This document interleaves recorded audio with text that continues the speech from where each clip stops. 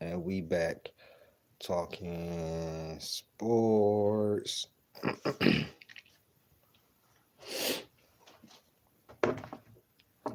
So,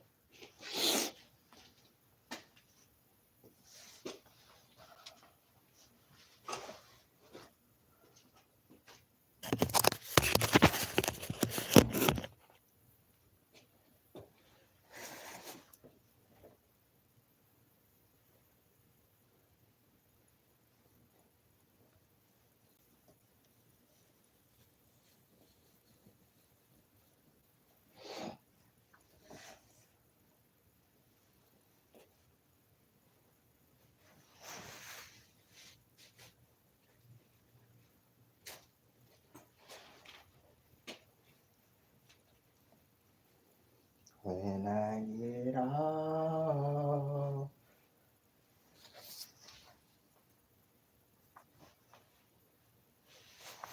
when I get off, I got plans of fucking you. Yo, what's good? What's good? What's good? It's your boy, who is Hendo, once again. And we back talking sports. What's good, Motion? What's going on?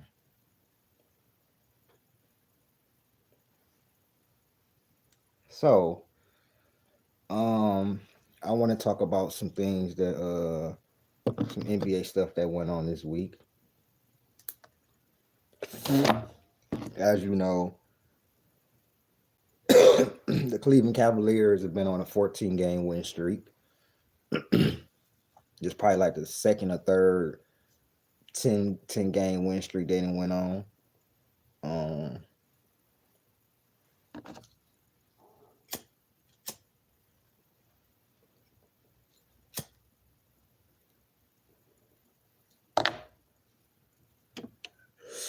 I think the Cavs are a really good team. I just don't think they are beat out. I don't think they're beating Boston in the 7 game series. But the Cavs, fun fact, are 12-0 since they got DeAndre Hunter. I thought that was a great addition. A wing defender that also could shoot the three. Um, I thought that was a real good decision on the part of the Cavaliers. They've been talked about, but they ain't been talked about as much as they should. They're on a what 13 game win streak, I believe, after just smashing the Bucks last night. No Diddy. 14 game win streak. 54-10. They've been the number one seed for basically the whole year. I just have to see it in the playoffs. If they are this dominant, because they're reminding me, shit, they reminded me of a Boston team that was doing this last year, that was head and shoulders above everybody. But then they went to the playoffs and showed it. They might have had an easier path than a lot of other teams or whatever like that. But when the finals got there, they showed who the best team was. Now this year is going to be a little bit harder because you have the Cleveland Cavaliers, who is clearly, if not on the level of the Boston Celtics, some would say a little better. But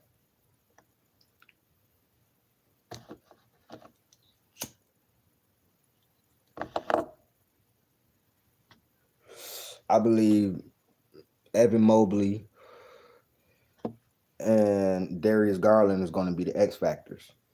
If they don't show up, then it'd be just like last year or the year before.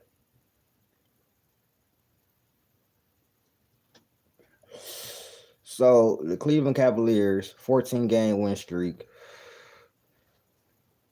Uh, they're first in points per game, 10th in opponents' points per game, 8th in rebounds per game, and 8th in assists per game. So they're top 10 in 4 different categories. So they're top 10 in rebounding, assists per game, opponents' points per game, and points per game, and the number one 3-point shooting team.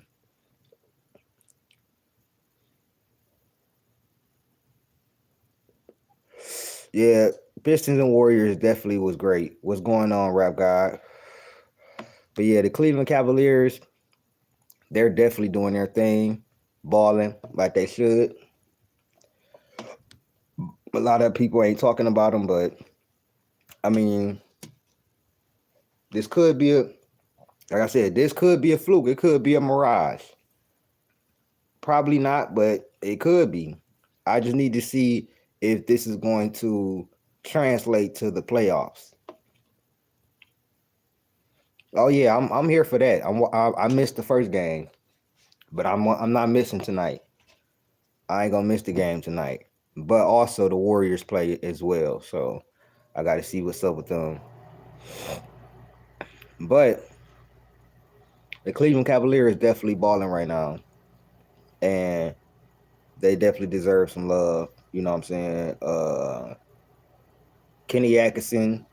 I won't say that JB Bickerstaff didn't do a great job, but it's something about whatever Kenny Atkinson put into play that has this team looking, you know what I'm saying, like a championship caliber team. You know what I'm saying? So Evan Mobley, him taking a huge leap as well. That, you know what I'm saying, and then adding DeAndre Hunter. You know what I'm saying? So those certain little things really, I believe, change the trajectory of this team. And we gonna see what happens though. We gonna see what happens for sure, for sure.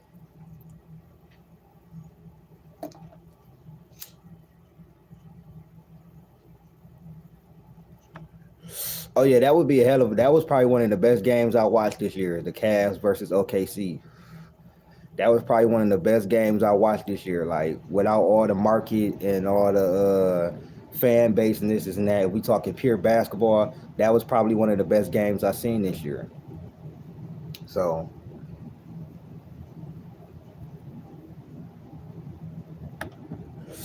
now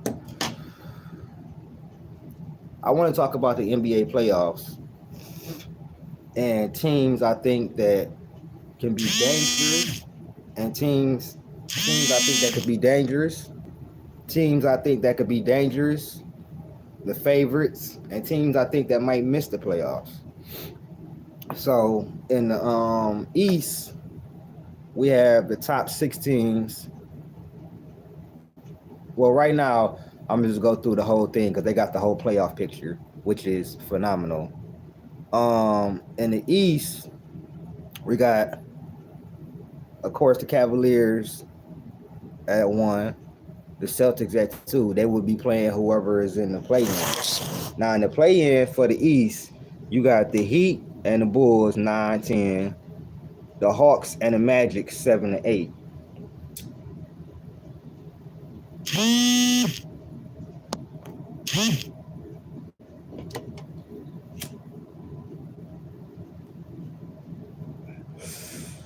I think the Heat will. I think that the Heat always do well in the play-in. So if it was to start right now, I would pick the Heat over the Bulls, and I would pick the Hawks over the Magic because for some reason the Magic and their offense is really bad. Like their half-court offense, if they're not scoring in transition or they're not going one-on-one, their offense is like really bad, bro. They don't have a point guard or anything. Like their offense is like really bad. Nah, I don't even think it was because of the injuries because they was playing better before the injuries than afterwards. I think it's just their offense is very stagnant. They don't have a lot of ball movement. The spacing is not good. And they don't have a point guard, like a pure point guard to run the offense. Um, I think I think what's going to end up happening is the Heat are going to be the 8th seed and the Hawks are going to be the 7th seed. That's what I think is going to end up happening. Um, But as far as the matches that's already set up, right now, the Bucks would play the Pacers. The Bucks would no, they need a superstar point guard. They need more than just a Tyus Jones. They need a superstar point guard that can also score. They need somebody like Trae Young. A Trae Young would be perfect for Orlando. You know what I'm saying? They can hide him on defense as well because they have enough size and defenders around him. But Trae Young would be perfect for Orlando. But we got the Bucks and the Pacers, the Knicks and the Pistons right now would be the confirmed matchups if the playoffs started today. As far as the Bucks and the Pacers, I think that's but the difference between that series would be Giannis. That would be the biggest difference in that series. The Pacers have a pretty good team. They got Miles Turner. Nembhard is a really good player. Tyrese Halliburton been hooping. You know what I'm saying? Uh, he's been hooping since his you know what I'm saying, the little struggles that he's been having. And then you got stuff people like Benedict Mathurin. You got of course Pascal Siakam. I just think that Giannis would be the biggest difference. The Bucks have been struggling with the top teams, and I'm not sure if their defense can hold up in the playoffs. If I had to choose, I can't choose against like if it's a healthy Giannis and Dame, I might go Bucks in 7 in this series. I think this series will go 7 either way. Either Pacers win in 7 or the Bucks win in 7. I think this is a evenly matched up playoff series. Um, like I said, my concerns with the Bucks are their defense against the top teams and the transition, also health as well. Giannis has been injured in the playoffs. Dame has been injured in the playoffs. You know what I'm saying? And so on and so forth. Uh, this I think this is an upset brewing and nobody sees it. The Knicks and the Pistons. I think the Knicks and the Pistons. That's a series that people not gonna really look at, but when you break it down, the Knicks defense is not that good. Like the Knicks defense is not that good at all. Like their transition defense, I think they're like 19th or 20th in defensive rating. Their offense has gotten better, but their defense has got worse.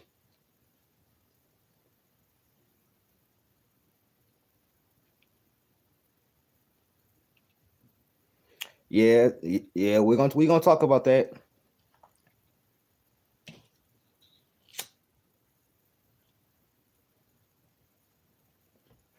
I think the Pistons though, the bench can take advantage of the Knicks bench, and I just think those 9K minutes with Schroeder, Beasley, Ron Holland, and so on and so forth. I think our bench is better than the Knicks bench, and I think Kay Cunningham could be the best player in that series if he was to lock in. You know what I'm saying? Cat, we definitely could put Isaiah Stewart or Duran on him. He really hates physicality. You know what I'm saying? Especially when we play them.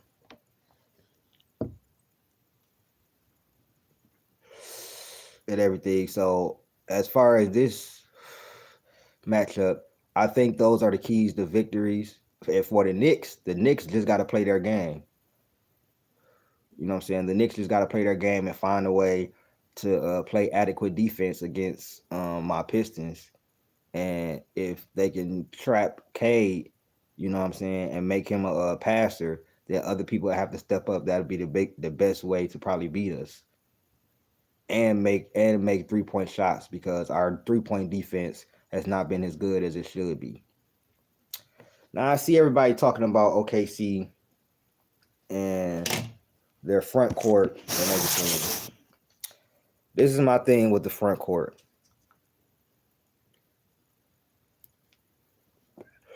Last year they did not have Isaiah Hartenstein.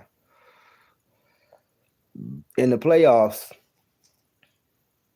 rebounding is essential, and that's something that OKC has struggled with. But having somebody like Isaiah Hartenstein that can help with the rebounding, I don't think it would be as big as a whole as it was last year.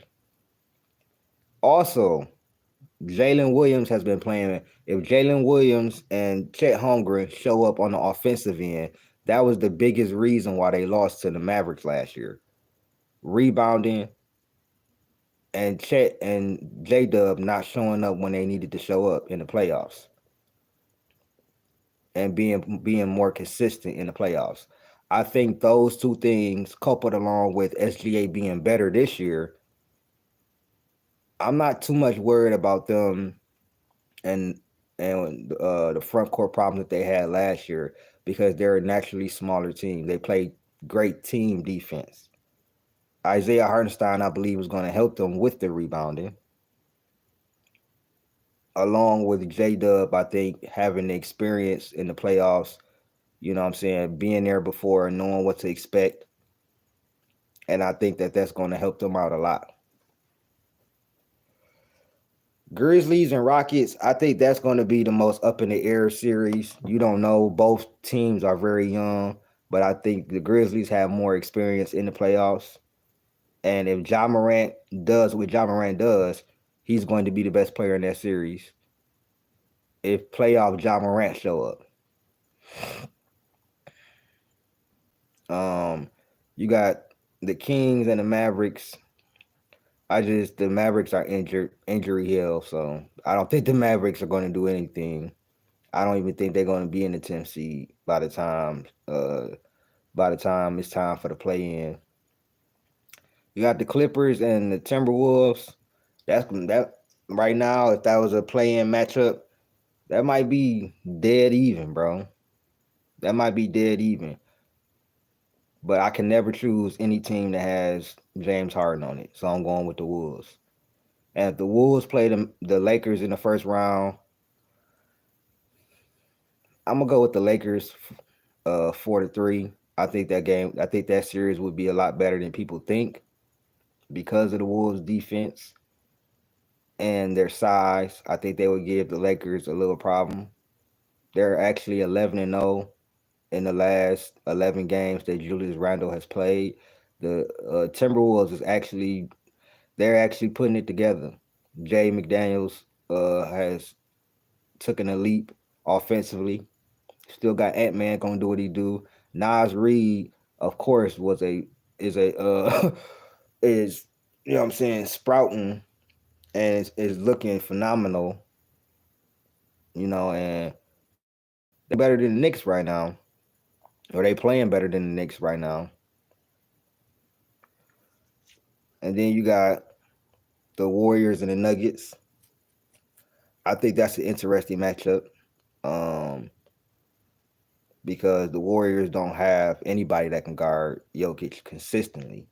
Like Draymond is still undersized and everything. Quentin Post doesn't have the IQ nor the lateral quickness. And I think that would be an interesting series. I think that'll be an interesting series. Now, the downfall is that the Nuggets defense and the Warriors defense are totally different. The Warriors have a really good defense. The Nuggets defense is not really that good. Like team defense, and their bench is spotty, up and down. And I believe the Warriors' strength in numbers will be the difference in this series. And I think the Warriors will beat the Nuggets in 7. I think a lot of these series will go 7. Like I think a lot of these series will go 7. Thunder and probably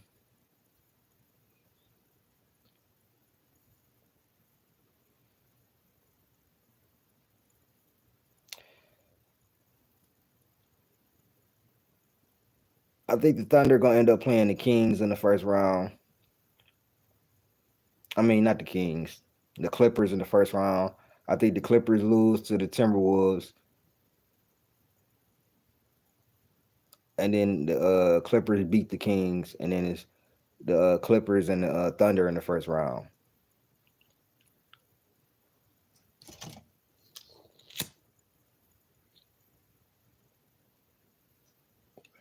Size don't always matter, and I'm gonna tell you why. Golden State has never had size. They didn't have size the first time they faced the Nuggets. They haven't had size in about 10 years. The Nuggets defense is not good enough, and their bench is not good enough to withstand our bench. Trust me. Especially after watching a few games from the Nuggets in the playoffs, everything slows down. You have one team you have to worry about. One team.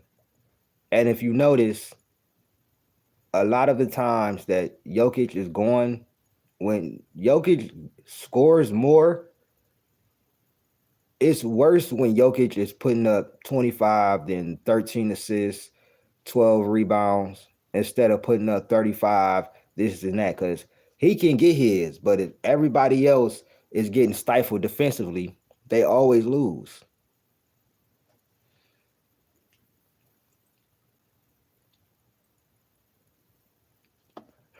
So you can have size, but if you don't have the number of players, if you don't have the number of players that can keep up with the other team in those non-Jokic minutes, that means nothing. So if they can't do anything, if the offense can't get into a groove, or Jamal Murray is not balling like he's supposed to,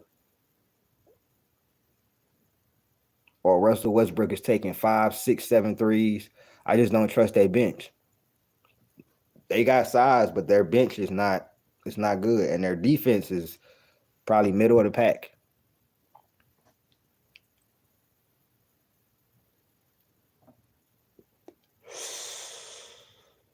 Exactly, that's what I'm saying, DBZ. I get what Rap Guy's saying with the size and everything, but their defense and their bench is not really good like that.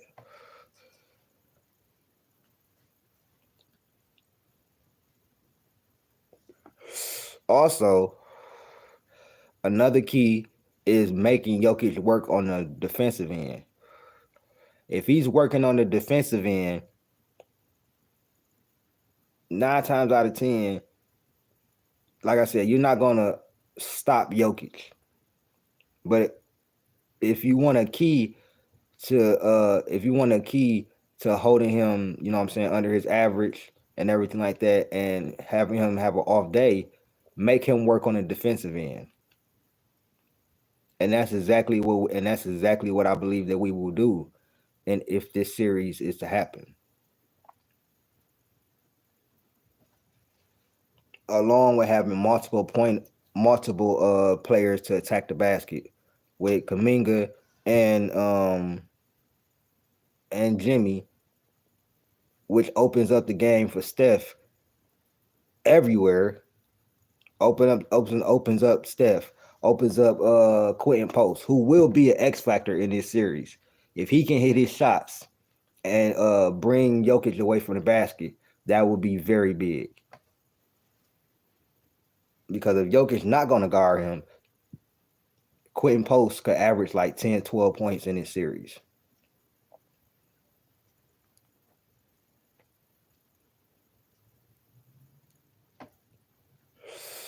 So all in all, I think the the Western Conference Finals would be the Thunder and the Warriors, and I think the Eastern Conference Finals would be the Cavs and the Celtics. I think the Celtics will go to the finals. All in all, I think it might be the Celtics and OKC in the finals.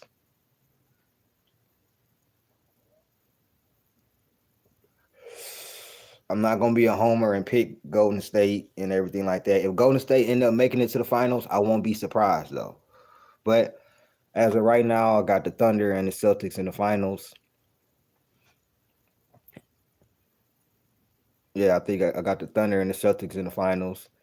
And I think the Celtics repeat, man. I just think the Celtics, they have everything, bro.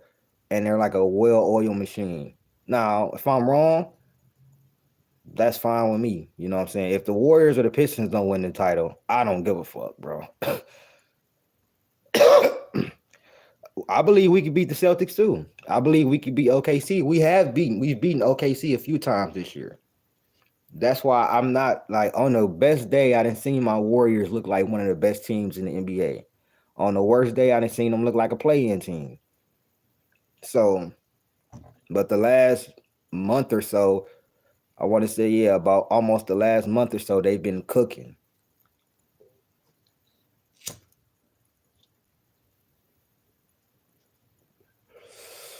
So we'll see if the Thunder, Cavs, or if the Thunder, Cavs, Celtics win the title. Those would be like three shoe-ins. I will not be surprised at all.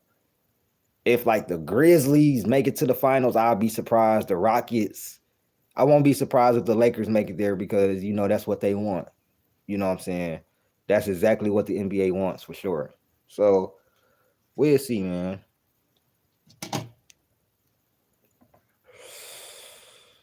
We will see.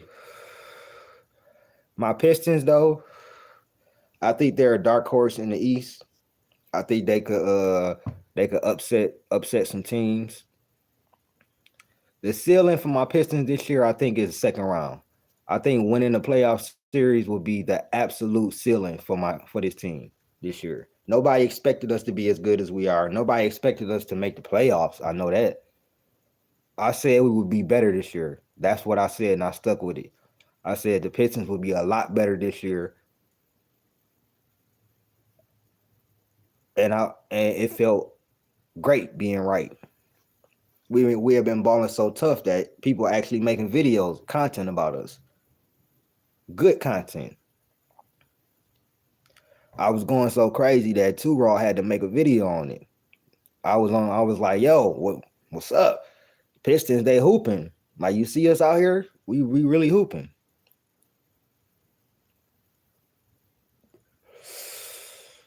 Our biggest test will come this week though. We play OKC. I don't expect us to beat OKC. I expect us to compete though. As long as we compete and don't get blew out, that's a W for my Pistons. Because the real expectations start next year when we're fully healthy and it's time to really like dive in and what I'm saying, be the team that I know we can be.